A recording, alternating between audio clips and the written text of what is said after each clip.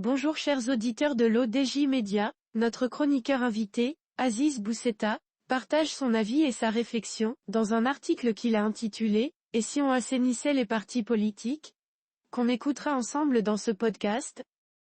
Notre journaliste entame sa présentation du sujet en disant « Quels sont les facteurs, ou ingrédients, d'une démocratie élective, une vraie ?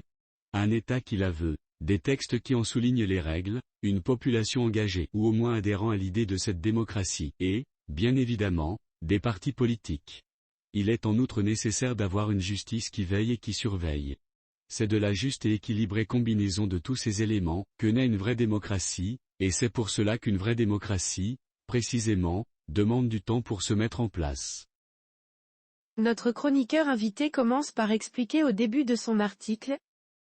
Au Maroc, pays où l'on prend son temps, l'État souhaite vraiment instaurer une pareille démocratie, même s'il avance souvent avec un regard appuyé vers l'arrière et des réflexes surannés. Les textes sont globalement corrects, avec une constitution avant-gardiste, mais une très perfectible loi organique sur les partis.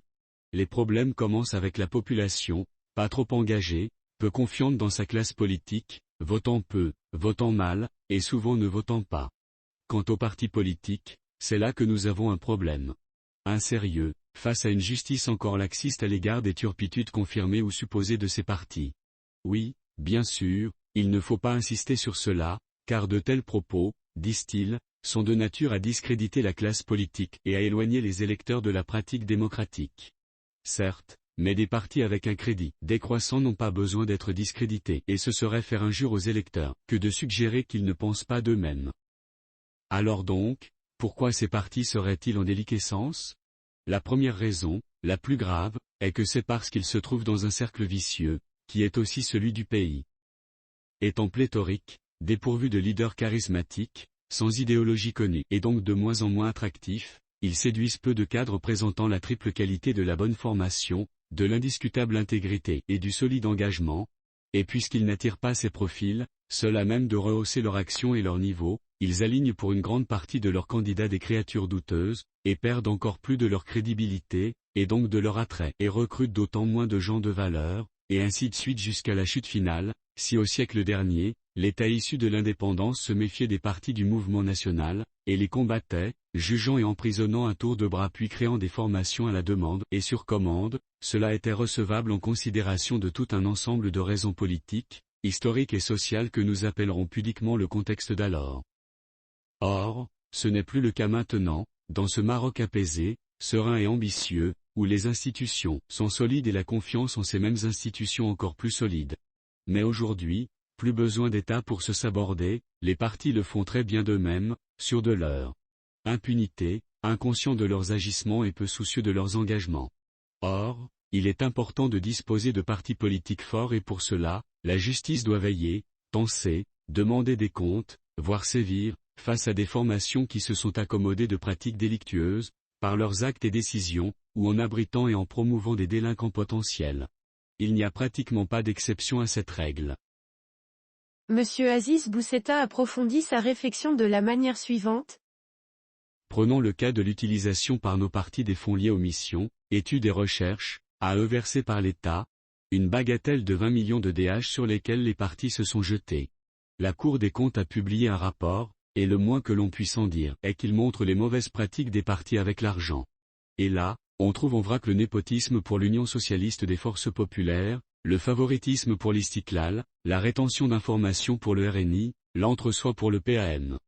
Tous les partis politiques ou presque ont désigné ce qu'on peut très magnanimement qualifier de cabinet conseil, soit dirigés par des proches, des amis, des parents, des alliés politiques et ayant rarement pignon sur rue. En un mot, une nouvelle forme de rente. À l'exception du Parti du Progrès et du Socialisme et de l'UC qui ont remboursé l'intégralité des sommes perçues, les autres partis se sont jetés sur cette bienheureuse et inespérée manne de 20 millions de DH, même si ce n'est pas grand-chose, 20 millions de DH, pour cette partie. Mais quand on a une habitude, il est difficile de s'en départir, avec cette affaire, cette nouvelle affaire très largement couverte par les médias et ayant conduit à une saisine de la justice par l'Association de protection des deniers publics, nos partis politiques montrent encore une fois qu'ils sont non seulement sur une voie parallèle à la population, qu'ils vivent dans un autre monde, mais qu'ils sont aussi et surtout sur le chemin inverse de ce que nécessite l'élaboration d'une démocratie convaincante. L'auteur conclut son article en ces mots. Et donc, pour en revenir aux 4 éléments qui font une démocratie, l'État laisse faire, les lois ne sont pas appliquées, car en principe une reddition des comptes est indispensable, la justice attend on ne sait quoi pour agir et accélérer le tempo, et, bien évidemment, même si cela n'est pas mesurable, les citoyens sont renforcés dans leur perception largement négative des partis. Même le roi Mohamed VI a appelé à une moralisation de la vie politique. Un assainissement réglementaire, et pourquoi pas judiciaire, des partis devient donc nécessaire, le mot assainissement n'étant bien évidemment pas à prendre dans son sens de 1995, et contrairement à ceux qui pensent qu'il faut taire tout cela et accompagner les partis, les aider, les soutenir parce qu'ils seraient l'avenir, il est important de maintenir la vigilance citoyenne en attendant que la justice se préoccupe, puis s'occupe, de ces déviances. Elle semble néanmoins avoir commencé. Rédigé par Aziz Boussetta. C'est tout pour aujourd'hui sur R212. On se dit au prochain podcast de nos chroniqueurs invités, restez à l'écoute pour plus d'actualités. Et merci de nous avoir écoutés, à très bientôt.